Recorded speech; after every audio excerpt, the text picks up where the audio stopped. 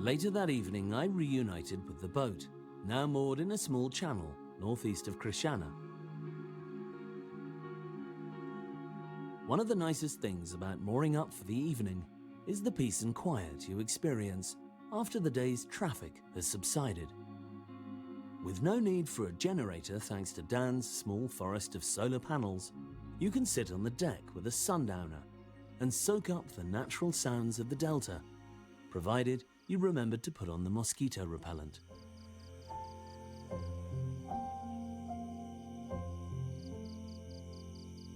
Before sunrise the next day, we ventured out again, in hope of a more substantial pelican encounter.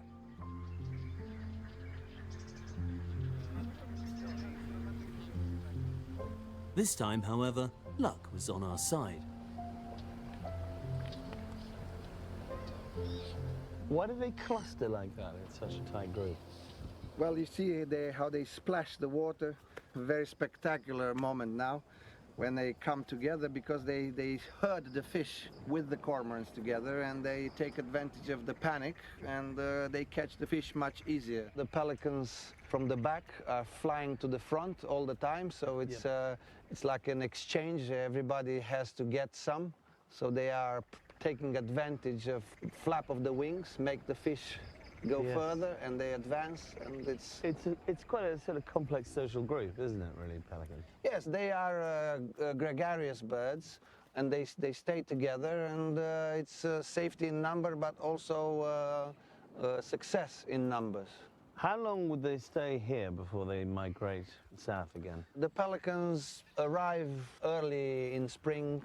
They are leaving this area because they travel quite a long time towards Africa. In October, even in November, you can find some pelicans left behind. The chicks are flying away from the colony in late August, beginning of September. So these birds right now have their nests, and they're going to be taking the fish back to feed their young? Yes. Now we are in the vicinity of the greatest colony of pelicans in Europe. It's right behind us, about 15 kilometers, and there are over 20,000 breeding pelicans there.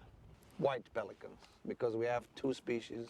Dalmatian pelicans and white pelicans. Which is solitary, which I know. Yes. Yes. Very good. And they don't have spots? They don't have spots. They are just called Dalmatian.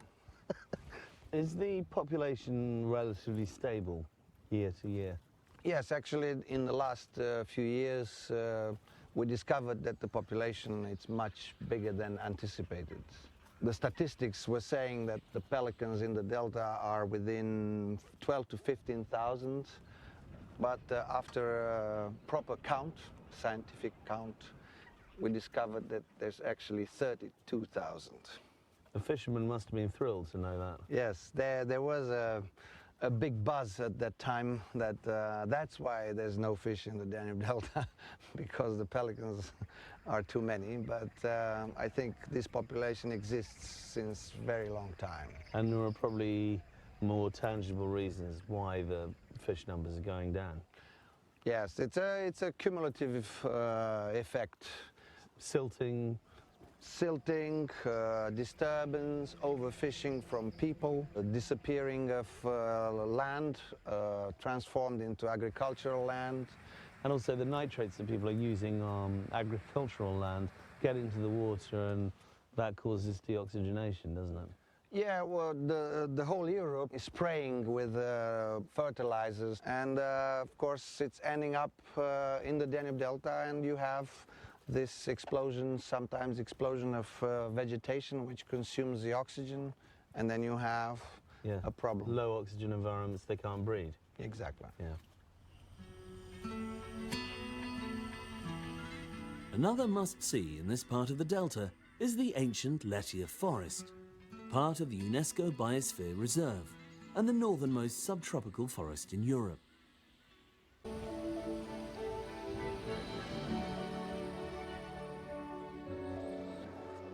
Ciao. A good time to come to Letia is tea time onwards. in the summer because most of the tourists have left to go back to Tulcea, and you feel like you have the place to yourself. Plus, it's not quite as hot because in the baking heat of the day, on the dusty tracks, this can be quite grueling, especially for the horses. Merci. I'll sit up here. Let's go, madame. Having found a suitable carriage, we clattered down soporific streets and out into the countryside, following a rickety dirt track towards the tree-lined horizon. Letia Forest sits on a thin layer of fertile soil, cloaking a dense network of sand dunes that were once a part of the seabed. As you pass beneath a canopy of ancient oak trees, white poplar, ash and silver lime, you enter a different world. Home to 500 species of plant and 1,600 species of insect, this is a treasure trove of biodiversity. Hanging creepers like the silk vine, liana, common hop and ivy imbue the forest with an ethereal quality. As do the open fields of dunes, where the thinner topsoil can only sustain scrub and coarse grass, and the equine population that feeds on it.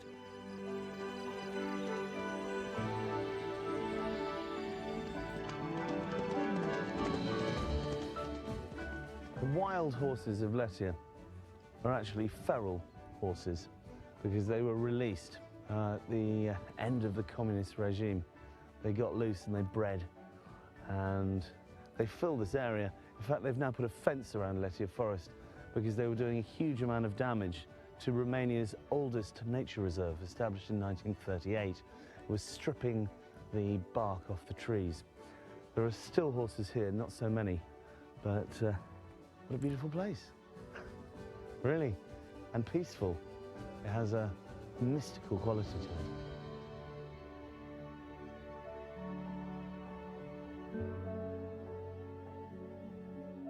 Back at the floating hotel, now anchored at the edge of Roșu Lake,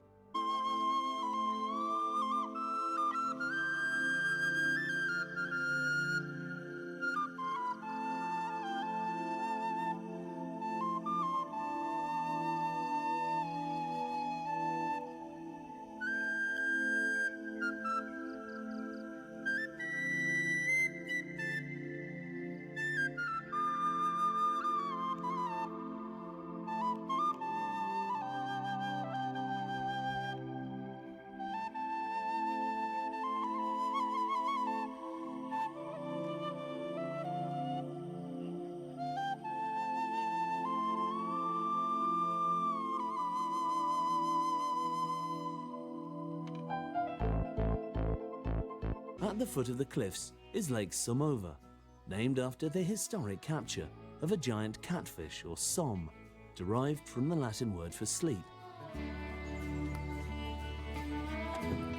The hotel has kayaks available for those wishing to spend a few hours paddling its reed-fringed waterways. While the lake is slowly drying out, it's still host to numerous bird colonies, and without the accompanying hum of an engine, it's possible to get even closer to the wildlife. As I was returning to shore, I met the local fishing boats, heading in from another working day on the water, and one that had yielded an impressive haul.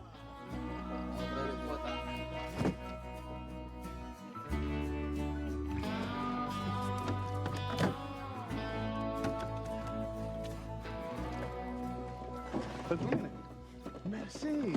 Wow. Here's looking at you, kid. I feel a bit guilty. It's definitely giving me a hard stare, this carp. That is one hell of a crap, as we call them in Romanian. Mulțumim. Thank you, guys. Sarabuna. Right. I'm afraid you're coming with me, my little friend. Not so little friend, actually. Quite big friend. Yeah, ciorbă de pășește.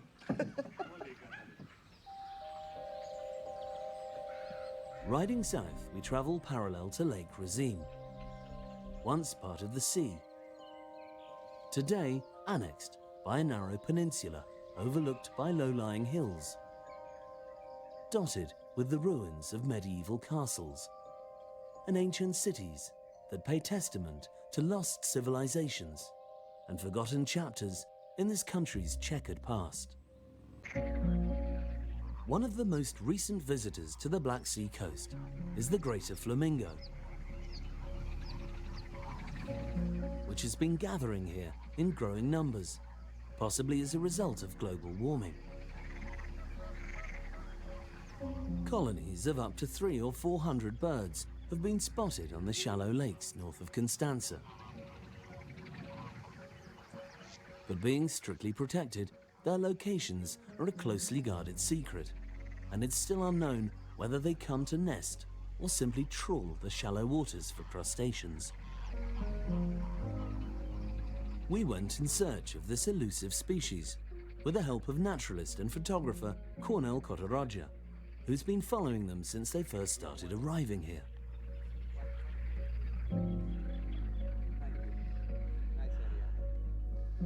How long have you been following the flamingos? Flamingos, let's say 4 or 5 years, when they started to come to Romania. I think the biggest number was 7 some years ago until last year. Last year something happened because there was a huge number of flamingos coming in 2 locations. Why do you think their behavior has changed so dramatically? Why do you think they're choosing to come here now? It's, Global warming?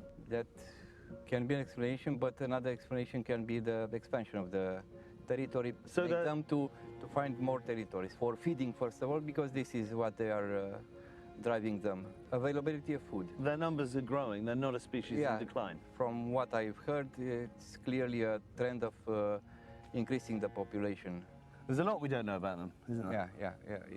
It's too early. We have only a few years of observation, so it's quite difficult to draw conclusions from only 2 years. But maybe after 5 or 10 years we can get more answers to our questions.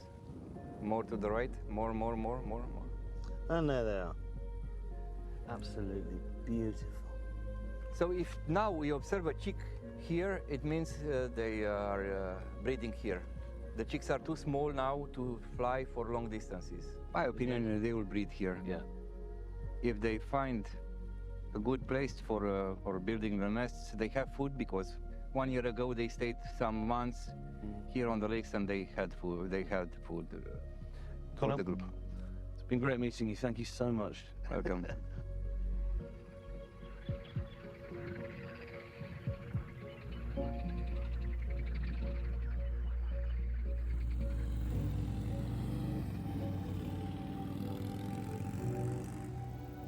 The capital of the Dobrogea region is Constanta, one of the oldest continuously inhabited cities in Europe, dating back to 600 BC. Legend has it that Jason and his Argonauts landed here after finding the Golden Fleece. I've come to the Old Town waterfront to visit its most prestigious building. Designated a historic monument by the Romanian Ministry of Culture, Constanta's famous casino has been through many iterations since the original version was built here in 1880. Its most recent incarnation, opened in 1910, hosted a firmament of famous guests, including the Russian imperial family. Sadly, it closed in the 90s and fell into rapid decay. But funds have now been made available and restoration work is almost complete. I met Ministry Rep Mihaela Pusnava for a chance to see behind the veil.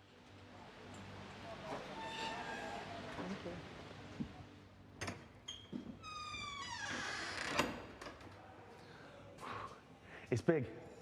It is. During the First World War, it was a hospital for the Red Cross, so it was bombed by Germans. It was supposed to be a war crime at the time. It was redone in '36 and I think finished in '38 under the plans of the original architect, Daniel Renard. I think he oversaw the building. And then what happened after that? Well, I mean, it was a thriving casino for a while. actually, right? during the 20s and the 30s, sometimes they got a license, sometimes they didn't get a license because it was thought to be very immoral, but it was very hard to upkeep. So it was like, let's get some money, make it running. Okay, now we ban it again. So it went through a lot of interesting history. It was done right after the nation state had been born and we had recovered Dobrogea. Constanta was becoming a huge economic port. It had only been like a Turkish fisherman village before. So we only had the peninsula, and everything that thrived was during that era, the Gilded Age. And I think that they wanted this building to personify represent, that, yes, yeah. like we want progress, we want prosperity, we want to show Opulence, basically. Yes. Supervising a restoration of this magnitude is a huge undertaking, as we found out from project manager Gabi Punchiu. Salut. Charlie, parabéns. Gabi, congratulations. It's wow. Multă treabă, da? Da. Mult. Când am preluat această lucrare, acum 2 ani și jumătate, era aproape o ruină. Prin faptul că ploua, nu existau ferestre, mediu salin, pur și simplu clădirea era pe calea pieirii să distrugă. Ce presupune restaurarea? Restaurarea, în primul rând, s-a făcut consolidare, deci clădirea, ca să continue viața ei, s-au băgat 100 de piloți forați la 6 metri și după aceea au început betoanele, se folosește cel mai bun beton posibil pentru mediul salin. Pur și simplu este un laborator unde se refac, unde se recondiționează, unde se creează noile elemente decorative care o parte din ele s-au deteriorat, noi a trebuit să le prelevăm formele vechi, să le facem din nou. La interior se lucrează cu ipsos, la exterior se formează din microbeton. Presumably you're working from old photographs. Fotografii vechi și tot ce există de la clădirea originală, din 1910. Deci ce facem noi e pe cale de a nu mai se face, pentru că oamenii care, specialiștii, muncitorii, nu mai sunt și acum încercăm să facem o școală nouă de recondiționare, refacere a clădirilor vechi. What does it mean for you to be working on this project? Eu de mic am cochetat cu acest casino. La vârsta de 1 an am venit cu părinții și am dispărut, m-au găsit sub masă și la vârsta de 10 ani am fost și am făcut o fotografie cu casinoul, iar după 50 de ani am revenit să refac această clădire minunată. And that's you there. Foarte emoționat. Incredibil. And you'd never have guessed that would be your place of work. However many years later. O să o donez muzeului acestei clădiri, muzeul cazinoului. Să vadă și urmașilor noștri că am trecut pe aici cândva. Și am făcut ce am făcut. Am realizat această frumusețe cu colegii mei și cu toată lumea. It's been haunting you all your life, this building. V-a bântuit toată viața această clădire. Da. Așa este. Below Constanța, you encounter the bulk of Romania's beachside holiday resorts. Many of them predate the fall of communism and possess Greco-Roman names like Neptune, Jupiter or Saturn, and evoke expectations of classical Hellenic architecture. Sadly, the truth is rather different. I have come to a limp which has received something of a makeover in recent years. The president now has a house here, and smart new clubs attract celebrity clientele with their lounge vibe, artisan cocktails, DJs and live music. For something completely different, a rutted dirt track through the forest takes you to a much less crowded stretch of shoreline that sits in stark contrast to its surroundings. Welcome to Copa Havana Beach, cut off from the road by a railway line and thus spared the ravages of overdevelopment. This is perhaps the only beach in Romania which you could possibly mistake for the French Riviera, and long may it remain so. Restaurants and hotels here are not cheap, but if you want to get away from the madding crowd, this is the place to stay.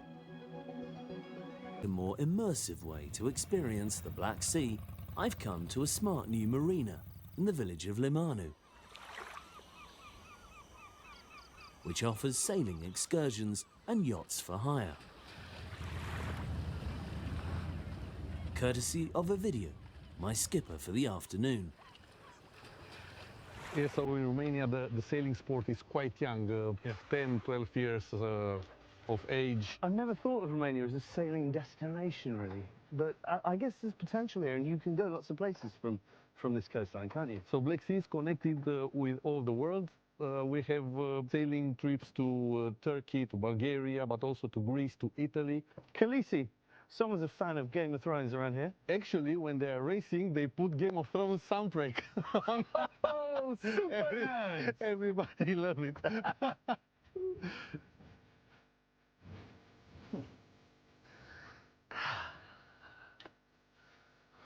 Land ahoy.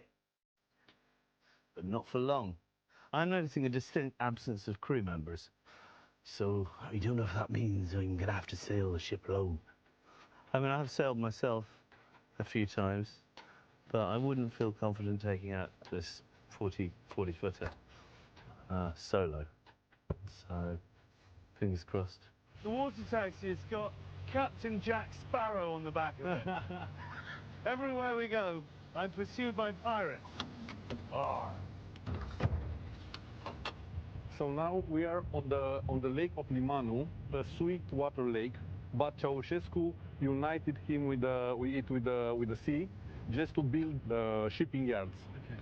But the white one, it's interesting, is built specially for Ceausescu to open the Cernavoda Canal. Negreta was the sea ship for Ceausescu protocol. And inside it's silverware, it's luxury furniture with the rosewood and mahon and everything. That should be a museum then. I think it should, but it's belong to property of the state, and they are freezing everything. They are not. They don't even use it. Exactly. I think a lot of people would like to visit and to see the ship, and it would be a better usage of it. But Yeah, I'd be fascinated to see it, sir. me too. I never see it, and I see it for 10 years there.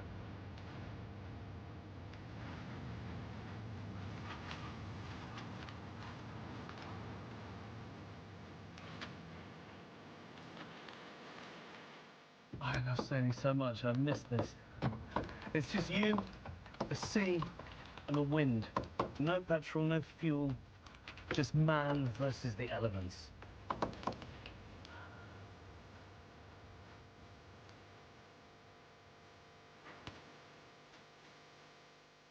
Now we have 4.5 knots. So the wind's dropping slightly as the heat of the day subsides, but still quite a choppy sea, isn't it? Yeah, this is the Black Sea. This is what is renowned for. Very quickly it rises, becomes unfriendly with the choppy waves, and also it comes down really quickly. If we sail 1 hour, it will be flat, but until then, Yeah, like this. It's temperamental. So can tourists come and charter a boat for a day or two, or take it out for a week? Yes, we call this a charter business, where we rent boats with a day, with 2 days, a weekend, or even a week, and they can enjoy sailing. I imagine, you know, a trip to Istanbul must be pretty exciting. A trip to Istanbul, it's one thing I recommend to all of sailing enthusiasts to do. They call the Bosphorus a wonder of nature because it splits 2 continents. And if you want to carry on, you've got the Med. And after Med, Atlantic. Yeah. Atlantic, the world. Yeah, the world. Exactly.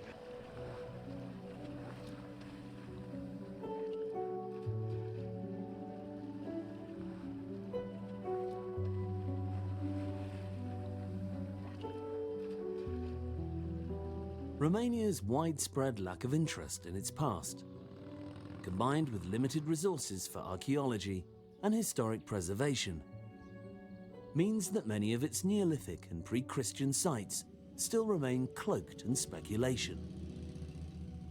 On the other side of Limanu village lies one of its most intriguing. While sadly it isn't yet open to the public, we were able to obtain permission to visit, and with the help of renowned speleologist Cristian Lascu, to make an expedition deep underground in the hope of separating fact from the fiction that is the mysterious Limanu Caves. That's good. Ah, All right. I was good. I was lucky to have a helmet. The galleries are large, wide, and low, sort of. In Britain, you call that Laminor's cave. But when people came down here, back in the old days... That they came first, what we know for sure, in Neolithic, Yeah. that a few thousand years ago, 5,000-6,000 years ago. You see, in order to avoid to get lost, locals, they use different systems of navigation. Yeah, okay. This way? Take care, yeah. I After go you. ahead. It looks almost man-made, these walls. I want to point to one aspect. This cave, Limanu Cave, is unique in Romania, at least for two reasons. First, because of very particular topography. It's the most labyrinthic cave in Romania. The second reason is this morphology of the galleries, because you see perfect horizontal, and that is a consequence of geology. In this area, the limestone are horizontal, buried limestone, and there are some vertical cracks. Fissures. And it's exploited the cracks. Exactly. You could get lost down here for a long Very time. easy. Everywhere, different galleries in different direction, looking very similar. Here you might see how they manage sort of altars here, because if here the wall is natural formed, there is clear that they cut it. Would there have been pagan sacrifices? The Greek used to organize such sacrifices with animals, but also later the jets. Yeah. Jetsi, according Ovidius, he described the jets, Dacian living in this area, Dobrogea in southern part of Romania, like very cruel and bloody warriors. Yeah. So yes, they probably might have used this. It's possible, yeah. That looks like a human figure in the wall. What? Because you can Which one? see there's a head. It and, is, yes, and indeed, shoulders. the shoulders, yes. Look, there's another one here. You've got the shoulders here as well and the face. So these could have been the guardians of the temple, because you have to walk past them to get to the altar, don't you? Yeah, I'd love to know. Yeah. It seems there's not a Yes. huge amount of information, is there? Yeah. Here is a sort of window that is natural created, this window. But if you go further, few meters, you will see clear Signs of chiseling. Yes, chisels, yeah. There's a lot of bat guano around here. That's bad guano, black. But come here, please, here. That here is very, very spectacular morphology.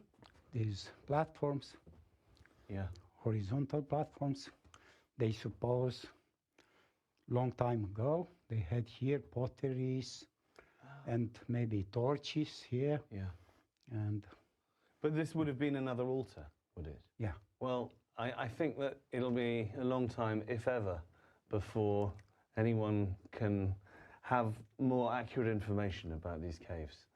You know, a lot more research. A lot of research. Unfortunately, nobody done some intensive research here. So I guess for the time being, this remains one of Romania's greatest mysteries. Thank you so much for taking me down here. Welcome. Now, are you sure we know the way out? do you remember how to get back out? Yeah. You do? Yeah, I hope. Yes, if not, that would be the most dramatic end of your documentary. Yeah, this becomes found footage instead of a documentary. Years later, maybe. Yeah. After you. Good. Follow the man with a head torch.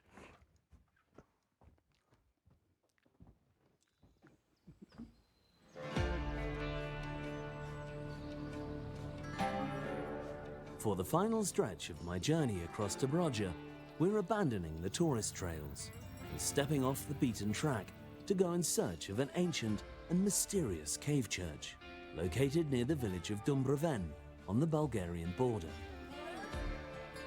To get there, you travel through a stark and unfamiliar landscape of corrugated downs, crisscrossed by ravines and rocky outcrops, sculpted into weird and wonderful shapes.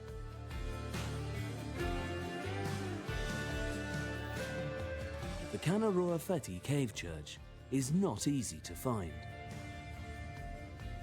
There's very little about it online, no signs from the road, and the sat-nav sends you to a field of vegetables on the top of a hill. By a process of elimination, I finally found myself on a grassy trail, riding further and further into the unknown. Preoccupied by the thought that, if the bike were to break down now, we would be in serious trouble.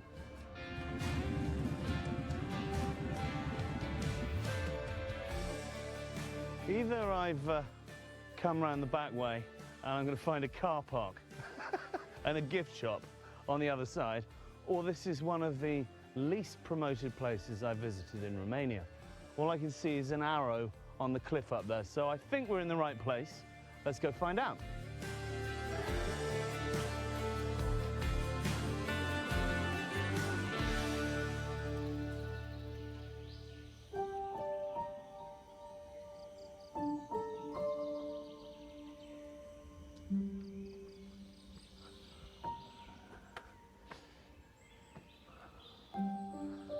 Whoa, no way!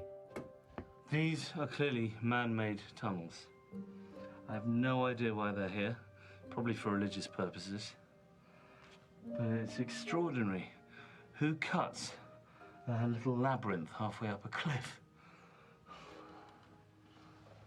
There's a tunnel down there. Oh! And it just goes off into the darkness. There's a lot of dust. And clearly no one's been down it. There's no footprints, there's no boot prints. There's something very spooky about this. Can you hear that? Yeah, I've heard it. There's something down there.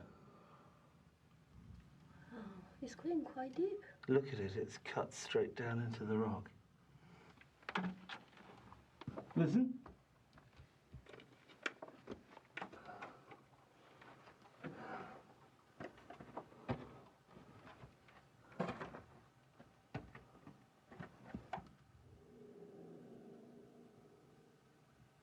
Yeah, I've heard it. Yeah, me too. I think there's something there. You need to be careful. So that's going to have to remain yet another mystery. But who built these? I don't think anybody really knows. It may be Nosferatu. This is how horror movies begin. You realize that, don't you? It's like, one of the lights isn't working properly. I'm on my hands and knees. There's no footprints. Dusty, lots of flies. Why are they there? And a pitch black tunnel that descends into nothing, disappears into the void. Yeah, let's not do what they do in Scooby-Doo. Let's go check it out.